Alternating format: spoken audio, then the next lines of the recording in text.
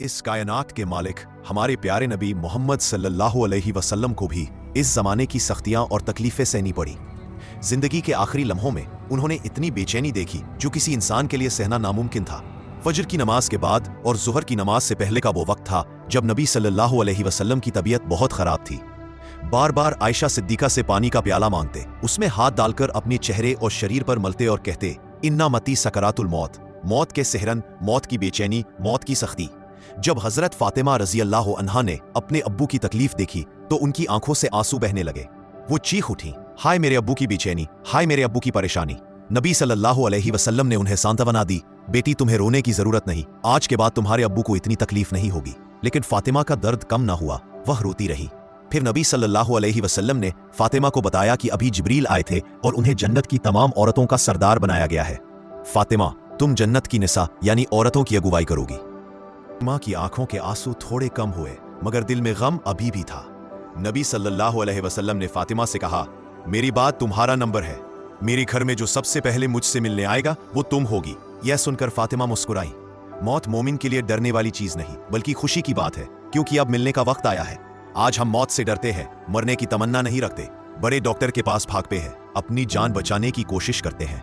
अगर हम मुकम्मल मोमिन होते तो मौत को देखकर डरते नहीं, रोते नहीं, बल्कि मुस्कुराते और अपने रब से मिलने की खुशी में झूमते।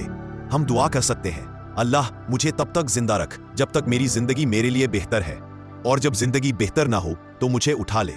दूसरी कोई दुआ जायज नहीं है कि अल्लाह मुझे जल्दी मौत दे दे। आजकल लोग इसलिए मौत से डरते हैं क्योंकि बेटी के जेवरात, शादी का खर्च और आर्थिक परेशानियां हैं।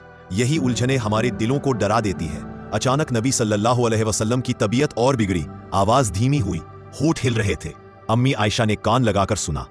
नबी सल्लल्लाहु अलैहि वसल्लम ने फरमाया, नमाज पढ़ते रहना, लोगों नमाज पढ़ते रहना, अपने गुलामों का ख्याल रखना, जो तुम्हारे नीचे है उनको खाना खिलाना, पहनाना और उन पर ज्यादा बोझ मत डालना। फिर नबी सल्लल्लाहु अलैहि वसल्लम ने दुआ की, अल्लाहुम्मा बिर्रहमती का अर्फीक अला, मुझे अपने साथ उन लोगों के साथ रख जो तेरे करीब हैं, जैसे अंबिया, शुहदा, औलिया। और फिर इस दुनिया से हमेशा के लिए रवाना हो गए।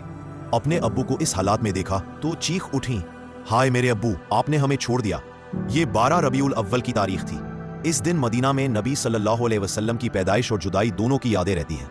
नबी सल्लल्लाहु अलैहि वसल्लम का जनाजा हुआ। अबू बकर, उमर, उस्मान, अली और सहाबा ने नमाज पढ़ाई, लेकिन उनके चेहरे को आखिरी बार देखने की भीख के लिए अम्मी आयशा के पास तेल तक नहीं था चिराग जलाने के लिए। बिलाल रजी ने अजान देना बंद कर दिया क्योंकि नबी सल्लल्लाहु अलैहि वसल्लम की जुदाई में उनका दिल टूट चुका था। लोगों ने कहा, बिलाल अजान दो। उन्होंने जवाब दिया, अब मैं कैसे अजान दूं, मैं किसका चेहरा देखूंगा। इन्हें बाद बिलाल ने ख्वाब में नबी सल्लल्लाहु अलैहि वसल्लम को देखा और वापस मदीना आए। फिर हसन और हुसैन ने उनसे कहा, बिलाल, हमारे नाना ने कहा था अगर तुम अजान नहीं दोगे तो उन्होंने दुख पाओगे। तो बिलाल ने फिर अजान दी। जब बिलाल ने अल्लाहु अकबर कहा तो मदीना के आसमान में नगमा गूंज उठा। औरतें छतों पर चढ़ गईं, लोग मस्जिद की ओर भागे, पक्षी भी खामोशी से सुन रहे थे। हर आंख से आंसू बह रहे थे। हर दिल में नबी सल्लल्लाहु अलैहि वसल्लम की याद ताज़ा हो गई थी। मौत के बाद भी आराम नहीं, क्योंकि कब्र में सवाल जवाब होते हैं। जो नेक होगा उसे इनाम मिलेगा, जो बुरा होगा उसे सजा। हजरत उस्मान रजी अल्लाह ताला कहते थे, जहन्नम का जिक्र सुनकर मैं रोता नहीं, लेकिन कब्र के अजाब का सोचकर आंसू बहते हैं। हम सबको अपनी जिंदगी का हिसाब देना है। मौत से डरना नहीं, बल्कि अपने कामों का हिसाब रखना है। और मौत के दिन से पहले अपने रब से दुआ करें कि हमें अच्छे हाल में उठाए।